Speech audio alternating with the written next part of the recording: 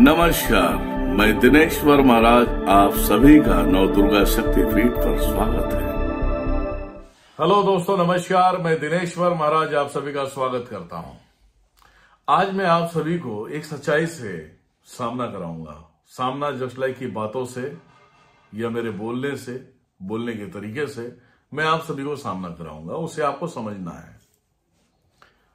लोग कहते हैं कि हम 10 साल 15 साल से बीमार हैं, डॉक्टर के पास जाते हैं, सारी बॉडी हमने चेकअप करा लिया, पर कोई रोग नहीं निकलता, तो बीमार हम क्यों पड़े हैं? है ना? ये पॉइंट नोट करना आप, है ना? बहुत सारे लोग हैं कहते हैं मुझे कुछ हुआ ही नहीं, बस गर्दन ऐठा जाता है। पर गर्दन में ना एक्सरे में, ना एमआरआई में, ना तो किसी बॉडी चेकअप में कुछ निकलता ही नहीं है। फिर ऐसा क्यों? है ना? ऐसे बहुत सारे लोग सवाल करते हैं कि मेरे घुटनों में दर्द है, शायद कमजोरी आ गया है। तो बुढ़ा थोड़ी हो गया कि कमजोरी आ गया तुमको। हाँ, तो आज मैं आप सभी को एक बात बताना चाहूंगा।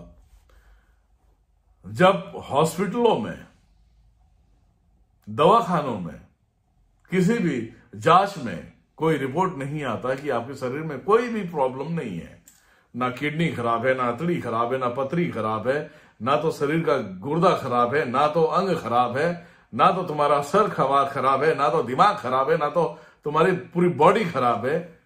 अगर ऐसा कुछ होता तो रिपोर्ट आ जाता। हॉस्पिटल डॉक्टरों को दिखाने के बाद क्या होता है? रिपोर्ट में क्या आता है? नॉर्मल आता है। तो नॉर्मल आता है तो भी तुम्हारे पास दिमाग नहीं होता है, और नॉर्मल आता है उसी सोच में डूबते हो, डिप्रेशन में चले जाते हो कि मेरे बच्चे कैसे रहेंगे, फैमिली कैसे रहेंगे। अरे बेटा, वो जो चीज लगी है ना तुम्हारे अंदर, उसे निकलवाओ। वो 7 पीढ़ियों में तांडव करने वाले हैं वो। ठीक है? अब ये हो गया साइंस और विज्ञान, ये डॉक्टर, इनकी बातें रही। अब ये साइड में करते, अब आते हैं अपने बातों पे। आपको वही होता है ना, सर में चुभना, सुई जैसा चुभना, सरदर्द देना, ये पूरा शरीर पकड़ के रखना, सर को पकड़ के रखना, गर्दन को ऐसा लगता कोई दबा रहा है ना? रीढ़ पे कोई चलने की आवाज होती है, रीढ़ पे सुई जैसा चुभता है, वहां पे भी चुभता है।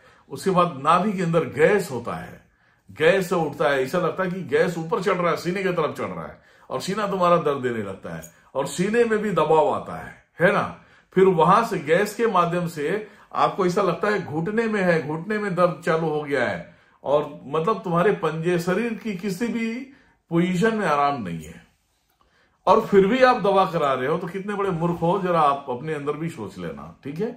इसे मूर्ख बोलते हैं, क्योंकि आज की तारीख में विज्ञान और साइंस में जा रहे हो, अच्छी बात है, जाओ ना। विज्ञान साइंस सभी को चाहिए, एजुकेशन तो सबके लिए है, लेकिन ये पुराने एजुकेशन का क्या करोगे?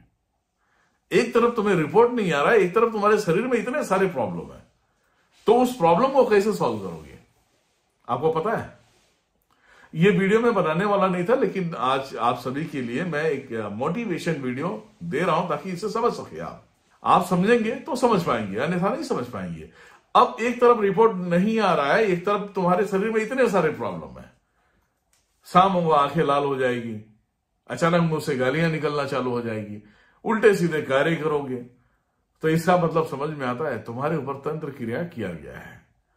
ये सब परेशानियां जो दिखता नहीं है, वो अंदरूनी मार मारता है। ऊर्जाओं का खेल है, ये सब एनर्जी का खेल है।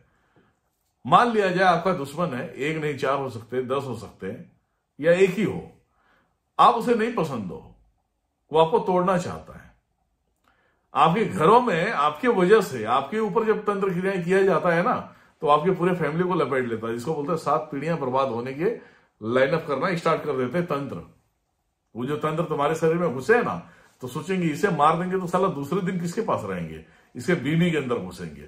अच्छा, बीवी को मार देंगे तो किसके पास? इसके बेटे के अंदर घुसेंगे। अब बेटे को मार दिया तो किसके अंदर? उसके बीवी के अंदर।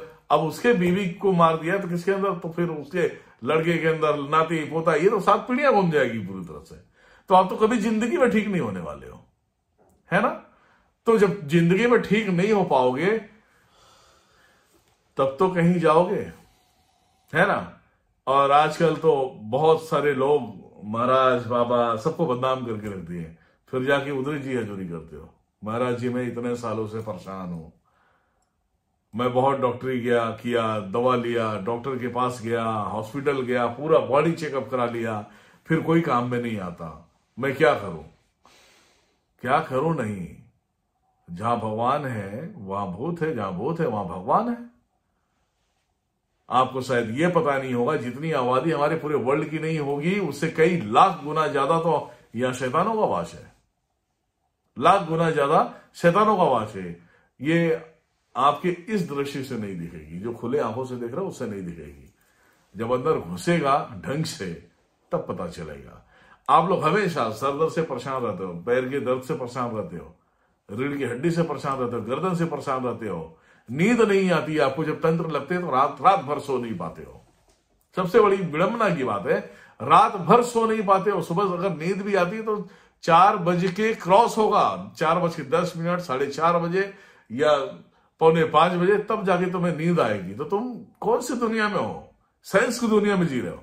साइंस वही प्रमाण दे रहा है जो हमारे शास्त्रों ने पहले से दे दिया है। अब ये ढूंढेंगे, ये बोलेंगे है तो है, तुम्हारे लिए है, ये बोलेंगे नहीं है तो नहीं है। हद हो गई। इसीलिए कहा जाता है कि जब तुम्हें डॉक्टर काम ना आए, हॉस्पिटल काम में ना आए, तुम्हारी रिपोर्ट में कुछ भी ना आए, तो उसी समय उसी क्षण तुम्हें किसी ऐसे व्यक्ति को ढूंढना है जिससे तुम एक बार इलाज कराओ। चलो ठीक है, तुम पाखंडी मानते हो, नहीं मानते हो, कोई टेंशन नहीं। एक कोई भी बाबा हो, कोई भी बंदा हो जिससे बात हो सकता है, उससे एक बार आप मिलो। उससे मिलने के बाद एक बार काम करके देखो, कुछ तो करेगा साला। कुछ उसके पास शक्तियां नहीं होगी, छोटा मोटा होगा, कुछ तो करेगा, कुछ तो फर्क पड़ेगा तुम्हें, है ना। तो इस वहम में ना रहे कि आपके रिपोर्ट में कोई रिपोर्ट नहीं आ रही, पेपर वर्क में कोई रिपोर्ट नहीं आ रही है, और आप भगवानों को नहीं मानते हो, तो मतलब भूतों को नहीं मानोगे, तो बेटा मरना पक्का है। 200% तुम्हें मरना पड़ेगा, और कोई बचा नहीं सकता। कोई भी इस देश का बहुत बड़ा प्रधानमंत्री हो या बहुत बड़ा राष्ट्रपति हो, चाहे सीएम हो, चाहे बहुत बड़ा पॉलिटिशियन क्यों ना हो, इनके वश में भी नहीं है कि ये तुम्हें बचा सके। क्योंकि बुरी आत्माओं की जो प्रेशर होती है ना, वो बहुत डेंजर होती है। जिसके साथ में सब सारे खेल हुए हैं ना, उसको पता होगा कि वो बंदा जिंदा कैसे है ना। जिंदा रहना है तो सभी पंथों से, सभी धर्मों से एकता बनाना है। किसी की तौहीन नहीं करना है, किसी को गाली नहीं देनी है, गाली गलौज नहीं देना है, तब जाके कोई ना कोई प्राणी तुम्हारी जान बचा सकता है। ठीक है, वीडियो पसंद आया हो तो लाइक करें, सब्सक्राइब करें। Thank you so much. जय माता दी, जय भैरव, जय महाकाल, जय मां काली, जय गुरुदेव, हर हर महादेव।